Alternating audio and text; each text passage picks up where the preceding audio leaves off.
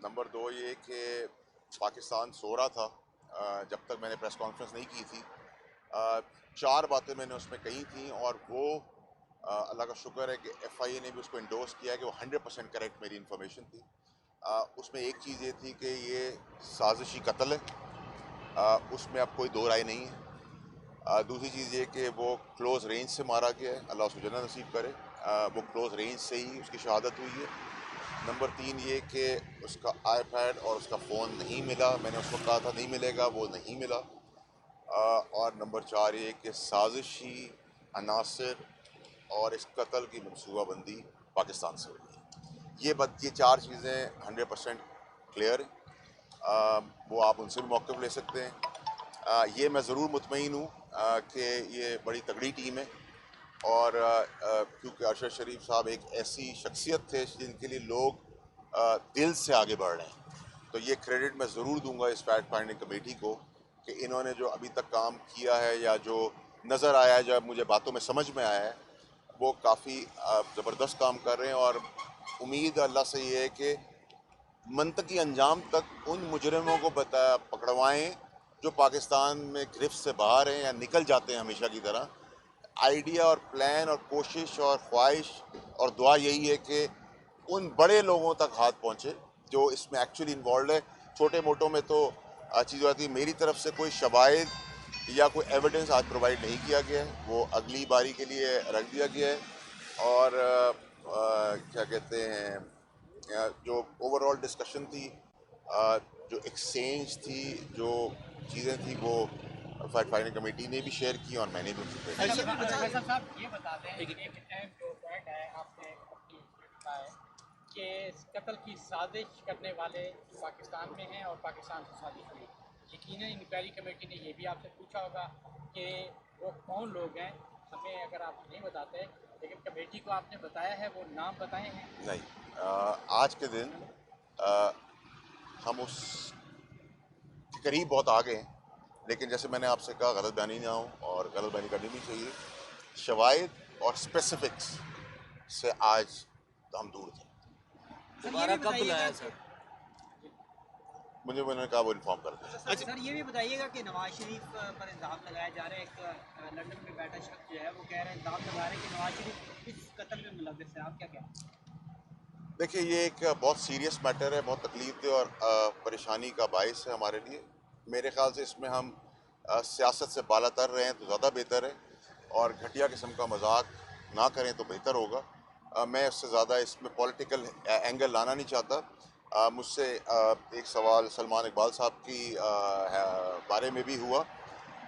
मैंने उनको बड़ा कैटेगोरिकली बड़ी क्लैरिटी से बताया है कि सलमान इकबाल को मैं एज ओनर और एज अ दोस्त भी जानता हूँ, बाप को भी जानता हूँ, घर को भी जानता हूँ। सलमान इकबाल का मेरे हिसाब से कहीं कोई ताना बाना कत्ल के अंदर या साजिश के अंदर बिल्कुल नहीं है। सर, इसमें एक चीज़ ये बताइएगा। और मेरा सलमान साहब को रिक्वेस्ट होगी, मैं उनको आज फ़ोन भी करूँगा कि वो पाकिस्तान ज़रूर आएँ और यहाँ आके इसका ट्रायल रन करें, क्योंकि वो हेल्प करेंगे। उनकी एब्सेंस में पाकिस्तान के अंदर ये भी दस्तूर और हिस्ट्री रही है, फिर कहीं और एंगल चला जाता है।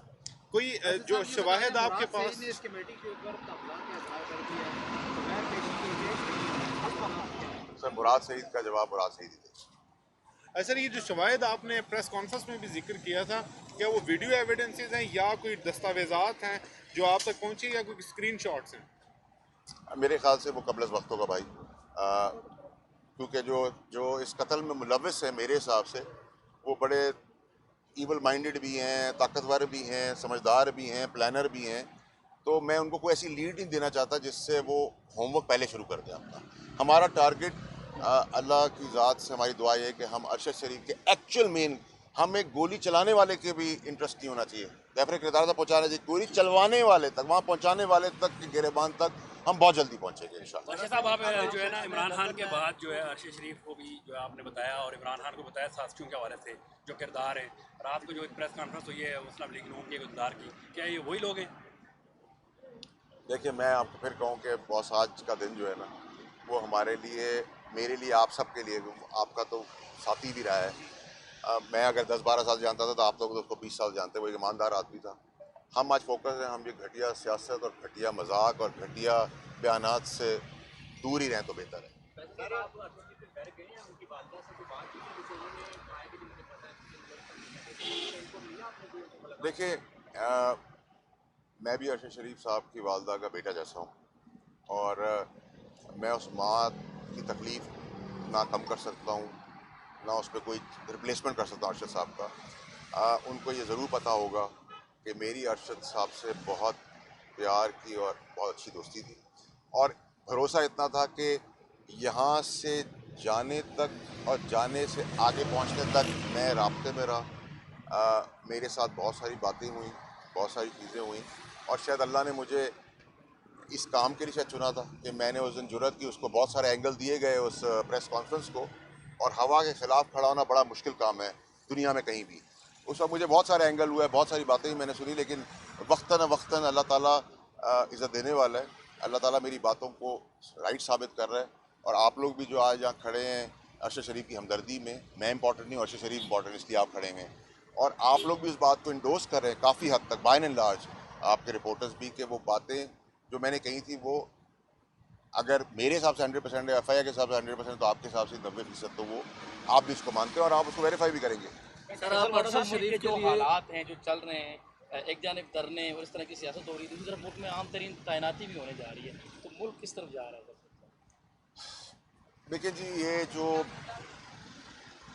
मार्च तक धकेलना और इमरान खान साहब को बंद गली तक पहुंचाना, सांपों के साथ ख़ास का और उन साजिशों का, फिर अरशद शरीफ के मर्डर से उसके ताने बाने मिलना, क्या बताता है आपको? इसके बेनिफिशरी इमरान खान साहब तो नहीं हो सकते ना। इसके बेनिफिशरी जो हैं इमरान खान साहब को डिसक्वालीफाई करवा के, मैंने तो वज़ीर आज़म नहीं बनना था, जिन्होंने बनना था वो इस साजिश का हिस्सा हैं, चाहे वो मार्च हो, चाहे कत्ल से उसके ताने दाने हो।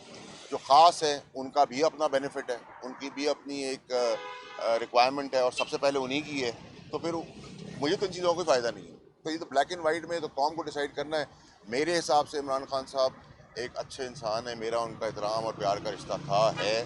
कल वो मेरे बारे में कोई चीज़ बुरी भी कह देंगे तो मेरी तरफ से कभी उनकी तरफ जवाब इसलिए नहीं आएगा कि वो मेरे उस्ताद भी हैं, मेरे लीडर भी हैं, मेरा उनका प्यार और एहतराम का रिश्ता है और मैं समझता हूँ कि इनोसेंटली उनको बंद गली तक धकेला है इन सब ने मिलकर। और अभी भी अगर इमरान खान साहब अपने अंदर से लोगों की सफाई शुरू करें तो बहुत पाकिस्तान के लिए बहुत बेहतरी होगी, उनके लिए बहुत बेहतरी होगी। और सर एक ये आपकी बात तस्दीक कर सकते हैं, जो बात आई थी कि कत्ल किया गया 3 घंटे तक, ऐसी कोई इन्फॉर्मेशन आप तक है कि वाकई उनको कत्ल किया गया और इनके गोली बाद में मारी गई है, पहले तो कत्ल किया जाता है?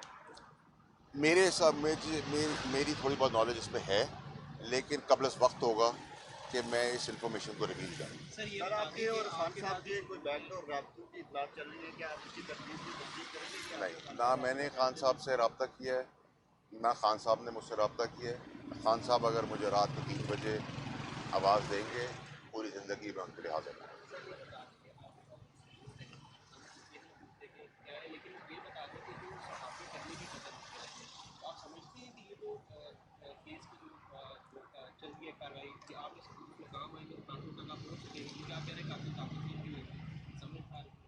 देखिए आपकी बात वजह है, मुझे उम्मीद है अल्लाह से, ये ज़रूर मैं आपको कह सकता हूँ उन शवाहिद के ऊपर कि किसी हद तक वो मेरी बातों को इंडोर्स ज़रूर कर देंगे। ये इस बारे में मैं अल्लाह की ज़ात से 100% क्लियर हूँ। बहुत शुक्रिया, थैंक यू जी, बहुत शुक्रिया, थैंक यू वेरी मच।